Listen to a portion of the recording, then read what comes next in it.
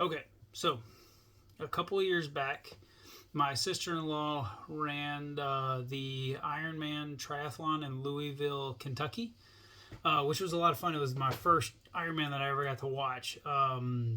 And what struck me the biggest, more than anything else, other than the coolness of watching my sister-in-law finish another Ironman, which is always really cool.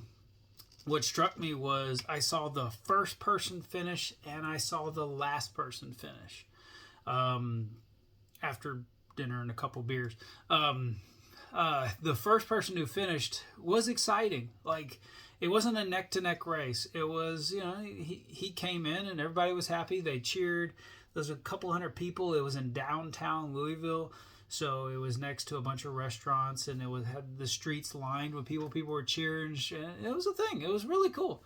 But what struck me was the contrast, because hours later, close to midnight, it was 11:59, 30 seconds left.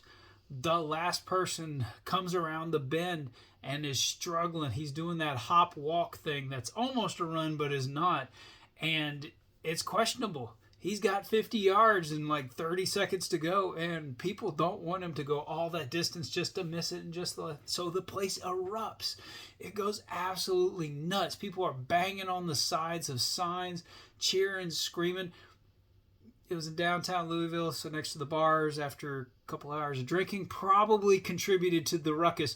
But ultimately, people were like, so, go, dude, go. Pushing hard. It was great. It was awesome to watch. People went nuts, way more than the first place guy. The other thing that comes to mind is Western States. In 2015, there's a runner named Gunhild Swanson. I'm probably messing up her name like crazy. She became the oldest runner ever to finish Western States. It's a 100-mile race in California that goes over the Sierra Nevada mountains. It's a tough course. It's a hard race. You have 30 hours to complete it.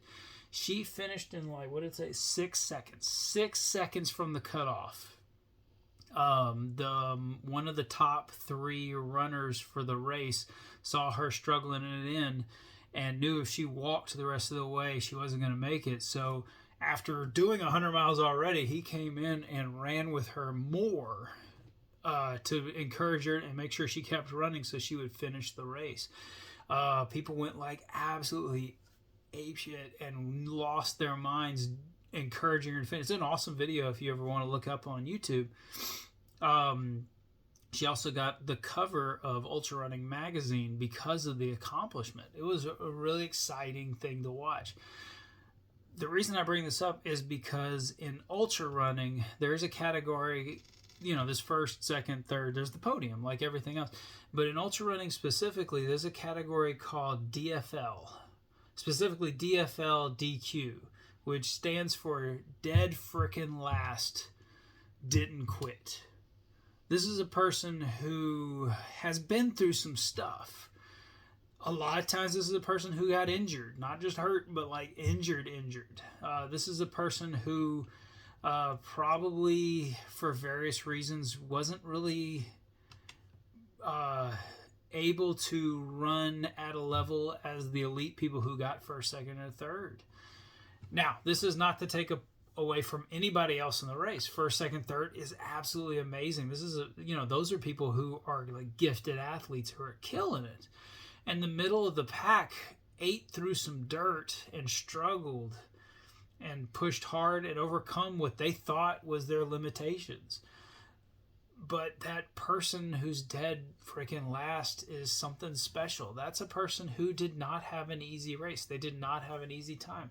They may have got hurt and had to walk the rest of the way. They may have got injured even. I saw one race where a dude like legitimately taped up his ankle into a 90 degrees just because it wouldn't move anymore. He sprained the heck out of it and he kept going.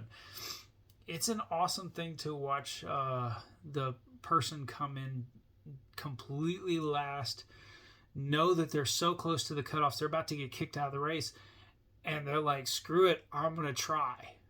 This is a person who keeps going regardless of the possible outcomes and the huge possibility of a failure. there is something to be said. There's a major difference between having this huge cushion of time and knowing, okay, I can make this. It hurts, but I can do it. And then somebody who looks at it like, I might not be able to make it. Why am I even struggling through all this if I'm probably not going to make it anyway? But I'm going to try. I'm going to go for it and see what happens. That's a huge accomplishment, and it should be celebrated. And this is not just an ultra running thing. For our race, for the No Man's Land race that's coming up in October, this is not just a category for the 50K.